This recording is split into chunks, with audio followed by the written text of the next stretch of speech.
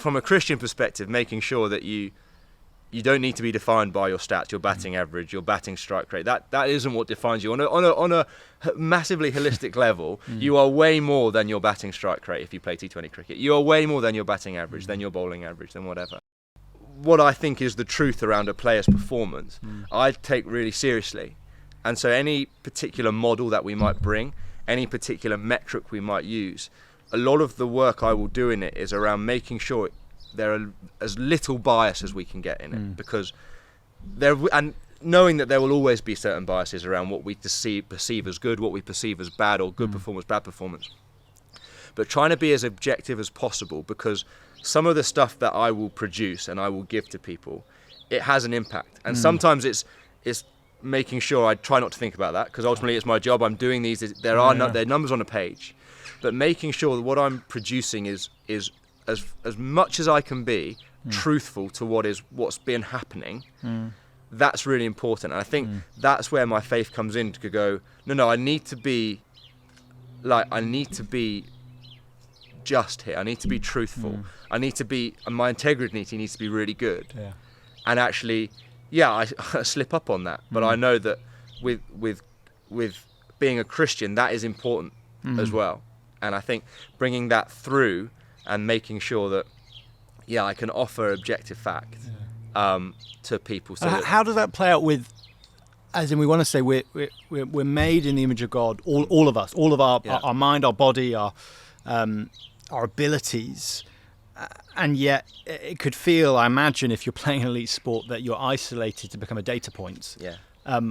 How and you may, like you say, you're bringing objective facts, hopefully. But how do you keep reminding yourself? But also, do you have an influence in how you help coaches see the whole of a person? Because obviously, like you say, decisions are made not just based on data, and that's fair and right. There'll be somebody could be a really good teammate, which actually it's pretty unmeasurable in some ways. How does that kind of play out in the world of sport? It has been really interesting. We've spoken about this data revolution in cricket before, and I think when we first brought it in, there was a lot of objection to it from players, because they see stats as a way of bashing them over the head and going, you're not good at this, you're not good at this, you're not good at this. And actually, what we tried to do was to flip that as well and go, actually, no, data, this can be for you. We can highlight where you are really good, because let's be honest, if you're playing professional sport, you will be really good at what you do.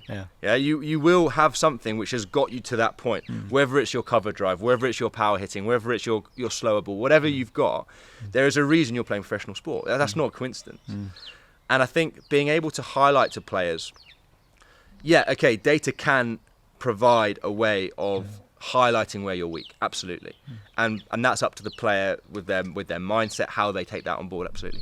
But actually being able to use the data to go, no, mate, you're really good at this. You're in this role, you are really, really good.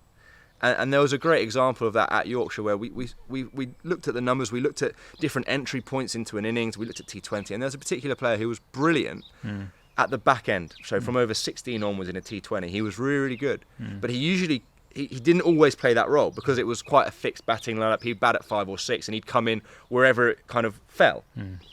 But whenever he got the opportunity to bat in that zone, he was really good.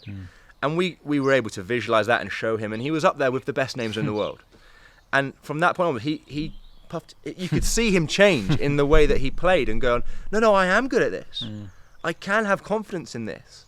And from my perspective, trying to bring the objectiveness and the kind of scientific nature of data and match that up with the people that we deal with, that's often where there can be miscommunication, because you're either seen as the bloke behind the computer who's there just to bash you and tell you where you're bad, or you're seen as the kind of the kind of arm around the shoulder kind of, I'm here for you kind of person.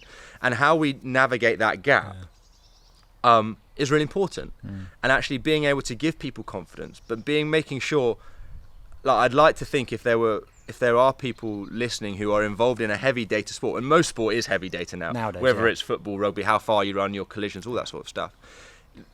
From a Christian perspective, making sure that you don't need to be defined by your stats, your batting average, your batting strike rate. That isn't what defines you. On a massively holistic level, you are way more than your batting strike rate if you play T20 cricket. You are way more than your batting average, than your bowling average, than whatever.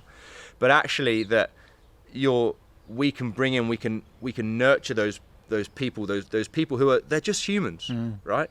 I think for me coming in, the biggest shock to a changing room environment was, it was just like going into my club changing room. And I don't mean that in a bad way. Like, they were the same characters. Okay, all these people were really good at cricket, which is totally the opposite of my club changing room, right?